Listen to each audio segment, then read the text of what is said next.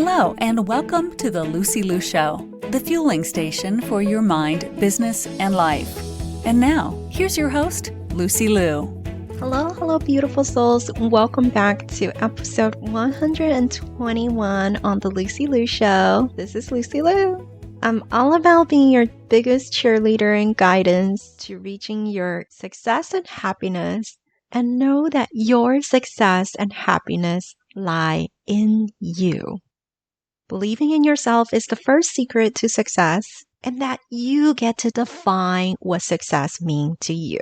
Today on the show, I have Dr. Ruth Gotian. She is a coach, a mentor, a keynote speaker, and author of her new book, The Success Factor. She shares the stories of extreme high achievers and interviewed Nobel Prize winners, former NASA chief astronaut, founders and CEOs and NBA champions, and shares her study results of how these high achievers unlock the path to success.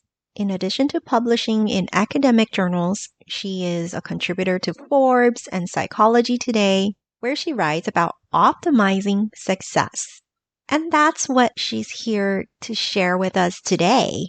The success factors, developing the mindset and skill set for peak performance. Enjoy our conversation. Welcome to the show, Ruth. Thank you. I'm so excited to be here. Awesome. So you have done a lot of research and studies. Who are the high achievers that you have targeted for your research? I study extreme high achievers, those who really create a paradigm shift in the way we do things. They have just moved their field forward, but they're also really good people in that they give back in some way, either individually or in groups. So I have interviewed a ton of Nobel Prize winners and astronauts and Olympic champions and Fortune 500 CEOs and senior members of government just to figure out how they got to their career. It's not what you can Google about them, but it's everything that it took to get there, everything that's below the waterline. Thank you. What did you find that these high achievers have in common? So these high achievers really have four things in common that they all do. And these same four things really means that an astronaut is just like an Olympian. And if that's the case, these are skills that we can all learn. So I reverse engineered their path to success and created a blueprint for it. And I am happy to share those four things if you're interested. Absolutely. Okay. So the first thing is these extreme high achievers love what they do. They have tapped into their intrinsic motivation. They would do this for free if they could. Remember, astronauts are government workers, or at least they used to be.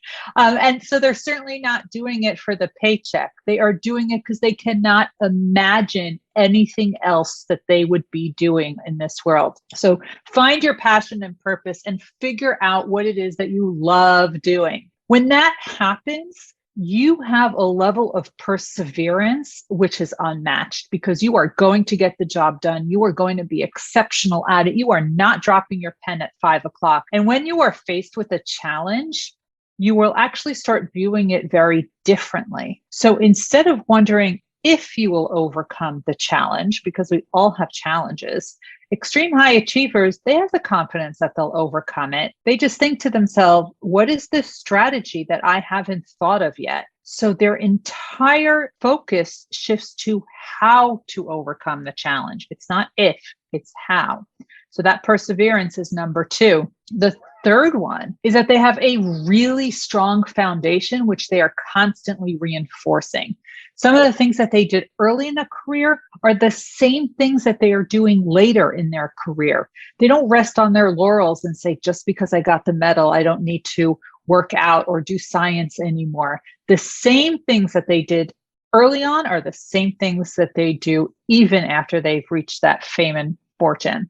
And finally, the last one, you heard Mark Cuban and Warren Buffett and Bill Gates, they read 3 to 8 hours a day.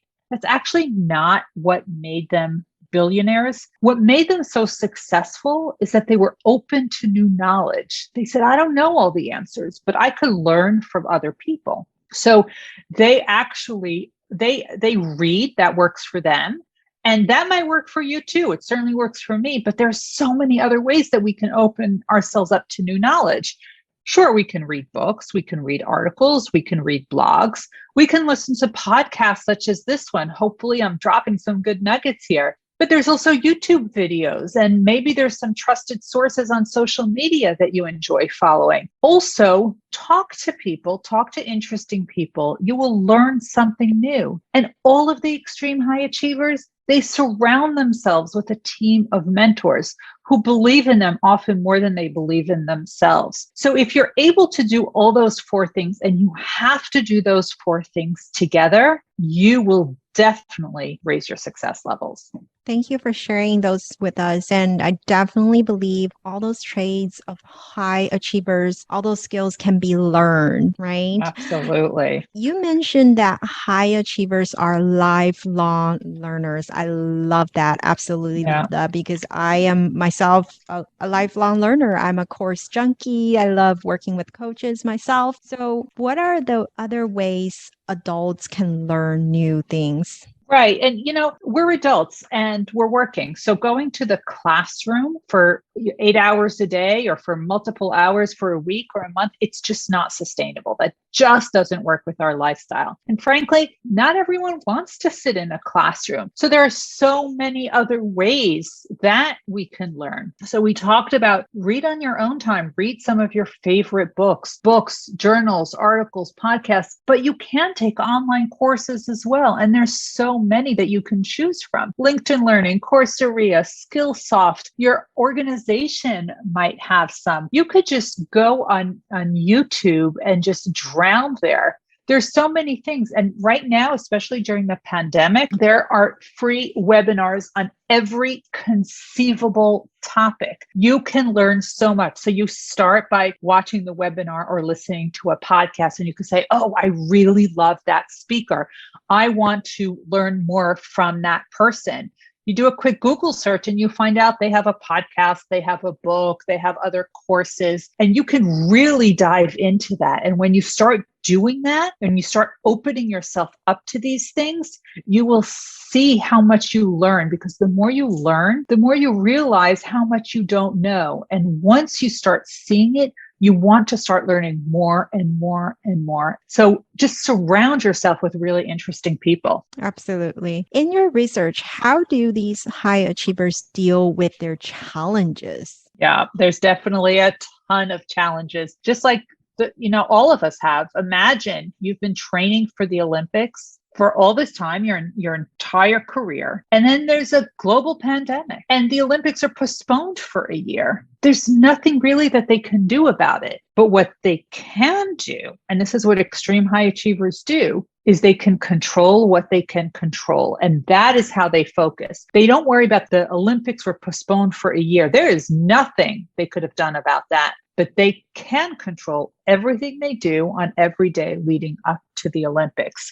And they try to milk the most out of every day. They want to make sure that they get their workouts, that they get good training, that they are eating appropriately, that they are resting appropriately, that they're being inspired and motivated and have the right amount of downtime. That is so critical, knowing how to balance all of that. But the key point here is control what you can control. You cannot control everything around you, but you very much can control how you respond to those external forces. So you definitely need to respond, not react. I agree wholeheartedly, because what we focus on grows, right? So you need to focus on those circumstances, those factors that you can control instead of just circumstances, because circumstances are neutral. Always remember that. You get to decide if this circumstance is positive or negative. And high achievers definitely see the positive in things instead of the negatives. Right. And they're also learning from every opportunity. So every opportunity is a growth opportunity. And they crave feedback, because for them, feedback is not a critique. It's an opportunity for enhancement. If you ever watched Michael Phelps swim, right after he gets out of the water, he's running to his coach. They're looking over every stroke, every turn. Why? Because he knows that feedback could make him better, stronger, faster. So we really need to start thinking like athletes or musicians, because they are craving that feedback because for them, it's an opportunity for enhancement. And we need to start doing the same. Absolutely. That's a beautiful role of mentorship. Absolutely. I think that's the difference between someone who wins the lottery, right? And they go broke soon after, Yeah. or someone who you studied, right? Like getting a Nobel Prize or the Olympic medal. They don't crumble after just a while. They succeed and they sustain that success. They do because they always remember, they tapped into their intrinsic motivation. And that's what was so critical, because by tapping into the intrinsic motivation, what you would do for free if you could, that passion and purpose that you have, it's never about a gold medal. It's never about winning the Nobel Prize. That was a great milestone they hit. But if you ask any Olympian, they will tell you that the Olympics was a chapter in their life. It was not their entire story. And all but two of the Olympians who I interviewed, only two Olympians had the medals on display. Everyone else had it in the nightstand, in a brown paper bag in the sock drawer, in a box under the bed, in the safe. One person, Scott Hamilton, gave them all away to the Figure Skating Hall of Fame. He doesn't have any of them because that's not who they are. There's always more that they want to achieve, because remember, these are the people who are creating paradigm shifts and moving a field forward. There's always something next. It's never about the medal. It's always about a bigger goal. I love that. So how do you think regular young women can take away from your book how to find their passion if they haven't found it? Yeah. And you know what? Even if we find the passion, it's a moving target, right? So whenever we have a change, such as a new partner, a move, a child, a new job, a pandemic, whatever it is, we have to reevaluate our passions, right? We've all seen so many people that it's changed because of the pandemic. So when I coach people, I actually take them through a passion audit, which means we focus on what is it they're good at, what is it that enjoy it, or B, they're not really good at it. And then the last one is, what do they love doing so much that they would do for free if they could? And they might already do that. Right? Think about your volunteer organizations. Think about what you're doing on your free time. And maybe there's a way to bring part of that into your current role, because there's actually research that shows if you spend just 20% of your time doing what you love, then you will be able to enjoy your job that much more, because the other 80% want to do their own passion audit. They could just go to my website at ruthgotian.com/passion audit. And they can download it for free and do it on their own and get started. I love that. I think auditing our lives in terms of passion, in terms of our goals, how you're spending your time, your boundaries, your values, and your priority, all these things that are important in life needs to be reevaluated every half a year or so, right? And every time there's a change. Yes. And those times of change are so essential and imperative to our growth, because that's when you go from a caterpillar to a butterfly, right? Yes. Oh, yes, absolutely. Well said. And, you know, as women, one of the things that we need to do, I tell people, make a list of every committee, special project, and task force that you're on. And at the top of your page, put your next goal. And then start looking at all these committees, special projects, and task forces that you're on. And I'm sure that list is double digits. And if it does not directly align with your goal, then you need to get rid of it. So I tell people, if it does not align, you must resign. You must step away from that committee, that task force, or that special project, because it's not helping you achieve your goal. And at the end, it's going to drag you down because it's too time consuming and too draining. So in your life, do you have a favorite quote that you go by?